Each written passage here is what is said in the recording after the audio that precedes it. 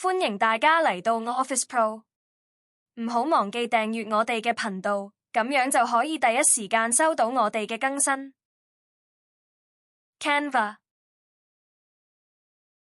主畫面工具列，佢可以揾唔同嘅範本，亦可以揾自己已建立嘅專案，快速建立設計專案。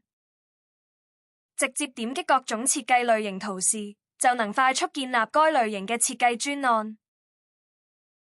最近的設計，最近編輯過嘅專案，直接點擊就能修改。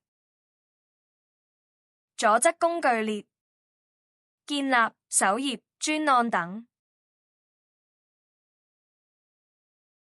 當中係專案中新增項目，可以建立資料夾來分類唔同嘅專案。